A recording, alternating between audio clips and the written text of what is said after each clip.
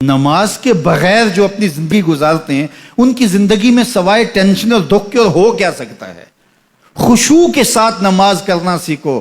نماز پڑھنے کے بعد آپ ہلکے پھلکے پاؤ گے اپنے آپ کو. رقت کے ساتھ اللہ کے حضور گڑ گڑاتے ہوئے سجدے کرو, اس کا اپنا سرور پاؤ گے. اللہ اکبر. لیکن ایک بندہ کہے کہ جناب میں نماز پڑھتا ہوں لیکن ایسی کیفیت تو پیدا نہیں ہوتی, تو شیطان اس کو کہتا ہے کیا فائدہ ایسی نماز پڑھنے کا. لوگ بھی کہتے ہیں فلاں بندے سے یہ جرم بھی سرزد ہوتا ہے, نماز بھی پڑھتا ہے, اس کی نماز کو مورد الزام بناتے ہیں. تو بندہ بھی کہتا ہے چھوڑے, نماز نے مجھے کیا فائدہ دیا. لیکن کہا نہیں, نماز نہیں چھوڑنی. پہلے فرمایا نماز میں خشوع کرتے ہیں, یہاں فرمایا نماز کی محافظت کرتے ہیں. اگر کسی وجہ سے خشوع پیدا نہیں ہوتا چھوڑتے پھر بھی نہیں ہے. یہ اللہ کا فریضہ ہے. محدث کچھوچوی علیہ رحمہ سے ان کے ایک مرید نے کہا حضرت نماز پڑھتا ہوں لطف نہیں آتا, مزہ نہیں آتا. تو آپ نے حیرت سے کہا کہ اس کے باوجود پڑھتے تو ہو؟ کہا جی وہ تو اللہ کا حکم ہے, وہ تو پڑھتا ہوں. تو محدث کچھوچوی علیہ رحمہ جھومنے لگے, کہا واہ واہ, تم لطف کے بندے نہیں اللہ کے بندے ہو. تمہیں سرور نہیں آتا پھر بھی پڑھتے ہو, اس کا مطلب ہے تم سرور کے لیے, مزے کے لیے, لطف کے لیے نہیں پڑھتے, تم تو اللہ کے لیے پڑھتے ہو. اللہ اکبر. تو بندہ سرور نہیں بھی آ رہا پھر بھی اپنے آپ کو کھینچ کے لا رہا ہے مسجد کے اندر. خیال تنگ کر رہے ہیں پھر بھی مصلی پہ اپنے آپ کو کھڑا کر رہا ہے. سوچیں اس کو آوارہ پتے کی طرح کبھی ادھر پھینکتی ہیں, لیکن پھر بھی وہ کھڑا ہوا ہے کہ میں نماز پوری کر کے جانی ہے. بار بار کبھی بھولتا ہے لیکن پھر دوبارہ نیت مان کے کھڑا ہو جاتا ہے, نہیں میں پوری کر کے جانی ہے. یہ کیوں کرتا ہے؟ میرے اللہ کا حکم ہے.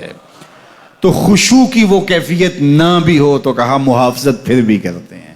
یہ خوش نصیب لوگ ہیں. اولئک هم الوارثون, یہ لوگ وارث ہیں.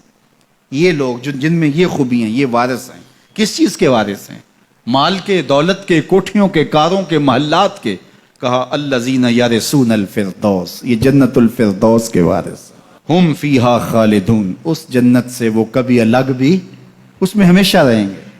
چونکہ موت کو بھی موت آ چکی, اب موت بھی نہیں, اب ہمیشہ رہیں گے. اللہ تعالیٰ فرمائے گا ارضیتم, جنتیوں کیا راضی ہو؟ اہل جنت کیا تم راضی ہو؟ تو وہ کہیں گے ہمیں کیا ہوا کہ ہم راضی نہ ہوں, ہمیں تو وہ ملا جس کا ہمیں تصور بھی نہیں تھا. ہمیں جنت مل گئی, محلات و قصور مل گئے. جو سب سے آخر میں جنت میں جائے گا, سب سے آخر میں, جس کو ہماری پنجابی میں پھاڈا کہتے ہیں, سب سے آخر میں, اس کو جنت میں کتنی جگہ ملے گی؟ جو بندہ سب سے آخر میں آتا ہے اس کو دھوپ میں جگہ ملتی ہے, جو اس سے تھوڑا سا پہلے آ گیا اس کو برآمدے میں ملی, جو اس سے پہلے آیا اس کو اندر جگہ ملی. ایسے ہی ہوتا ہے.